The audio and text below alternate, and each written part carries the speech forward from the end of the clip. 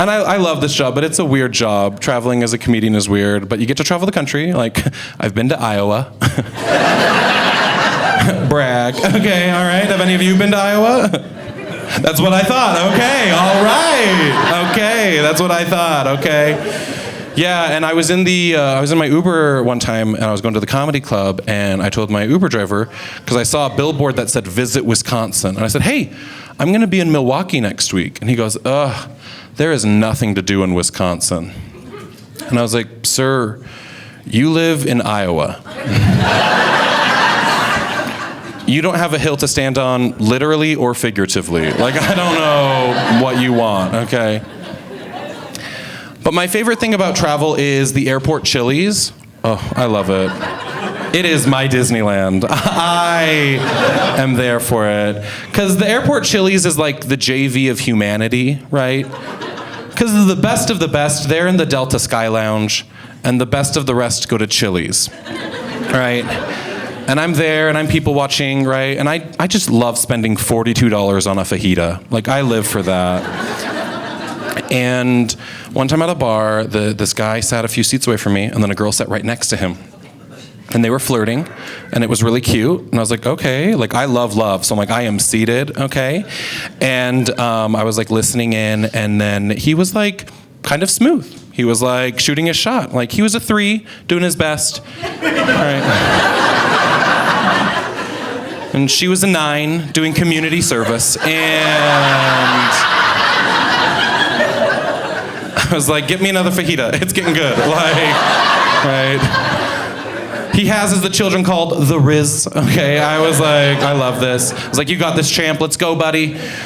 And then while she was telling about her upbringing, he interrupted her and went, have you ever seen the movie Joe Dirt? And I was like, buddy, like, champ, we were doing so good. And I love love, but I love a dumpster fire more. So I was like, I'm seated, 3rd fajita. Like, I don't care, I've spent $190 here. Like, every penny is worth it, okay? Right, and she took us on an immediate plot twist. Because he said, have you seen the movie Joe Dirt? And she said, no. Please tell me all about it. And I sat there for 15 minutes while he poorly explained the plot of the movie Joe Dirt. And they left the bar together. If that's not the start of a Hallmark love story, I don't know what is, right? Like, I want to be so famous one day that they're in the crowd at one of my shows and they hear that story. And she's like, babe, is this play about us? We met at an airport Chili's, and you taught me all about the beauty and the wonder of Joe Dirt. And then he's like, yeah, but I'm not a 3. And I just want to watch their relationship fall apart. Like, oh, I'm here for this. I am seated. I love it. So I love traveling because I'm from a small town. I'm from Brigham City. Okay. Yes, yes. There is nothing up there. Okay, all right. Yeah, the whole town came down tonight. Yeah. Listen, our hometown has nothing, okay, right? We are home to the Bear River Migratory Bird Refuge. Whatever that means, okay, all right? I asked someone, I was like, what is the Migratory Bird Refuge? And they're like, well, it's where birds land and nest on their migration pattern as they fly. And I was like, oh, okay. You have described the outdoors. You have described outside. Right? Our town is so nothing that we're like, we've got an outside like you wouldn't believe, right? Our outside is better than your outside, okay? Want to know why? Because we got birds, okay? Right? So dumb. Like, I remember when we got a Walmart, we were like, yay, a place to play in the winter. Like, so dumb. No more frostbite for us. Like, And being from a small Mormon town meant we didn't do a lot of fun things like most traditional teenagers do, right? People are like, no, like people did like drugs or alcohol. I'm like, not me and my friends, no. And I know this because my senior year of high school, my friends staged an intervention for me because I was swearing too much. Yeah. While we played Foursquare, okay? It was site-specific cursing, okay? Right? They're like, I just don't feel the spirit when you serve. It's like, okay. Well, try not losing Tanner. Like, I don't know. What do you want? And if my friends would have done drugs or alcohol and not invited me, I would have been so upset, right? Because what we would do for fun is we would go to Walmart and play the shopping cart game, where one person, you're nodding your head, you played it, okay.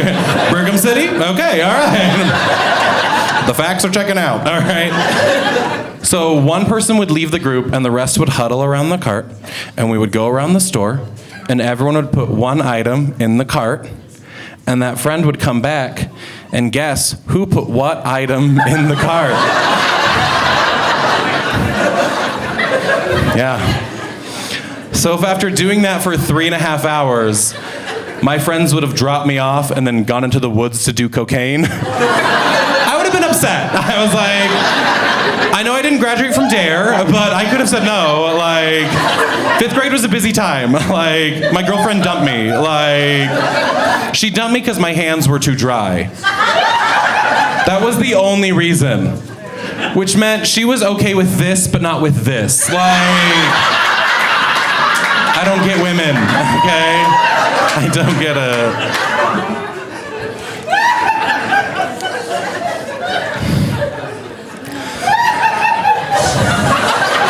That's my ex, okay? All right.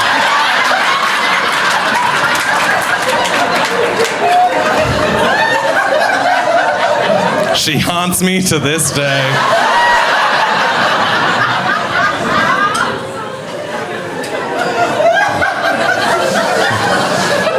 I think we're just gonna do this for the next 20 minutes if we're all on board with that. No, we're good. Yeah. I love my 5th grade year. My 5th grade was magical. I mean, 9/11 happened, but it was a magical year for me, okay? My 5th grade teacher was very unorthodox in what we did in our classroom. We did 2 class operas. Yeah, like, 1 class opera is like a quirky learning experience. 2 is, this man didn't know how to lesson plan, right?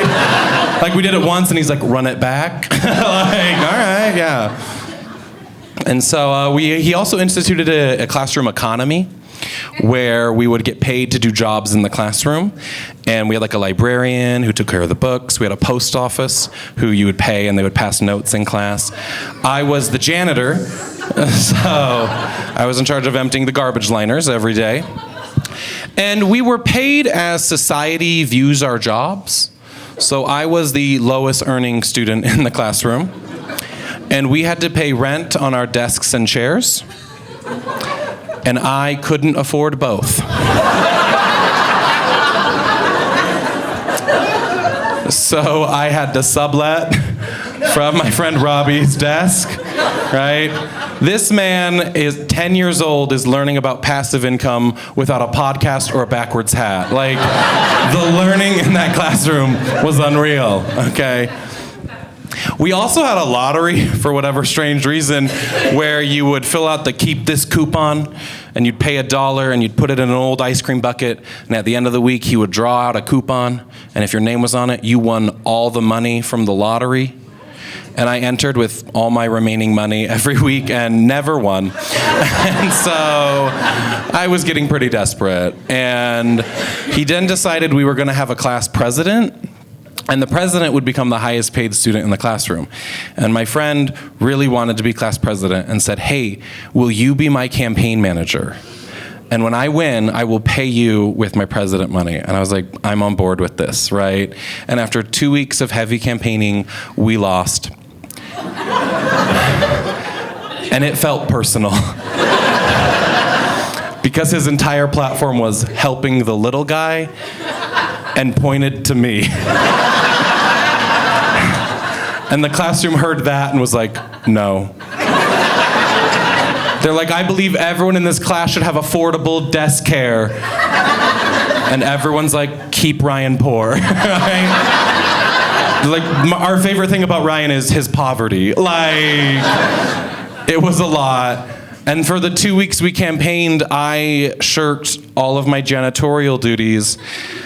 And so I was evicted from my sublet, which is an insane thing for a 10-year-old to say, right? Go home. How was school today? Well, I am homeless. Like, what is happening over there? Right? I had to take out a loan to get a chair. I was like, all right. I was like, I think this is where my hatred of jobs stem from, right? I was like, you don't show up to work for 2 weeks and you get laid off. How dumb. Like, I hate the system, right? But honestly, that year taught me the most about myself and about life, right? Because now I'm in my 30s, I live in New York City, I'm unemployed, I sublet my apartment, and I enter the New York lottery every week. And listen, if I can survive 5th grade, I can survive New York. I was like, all right, maybe there were some life lessons, right? If only there was a comedy club at Foothill Elementary, I think I would have done okay, all right?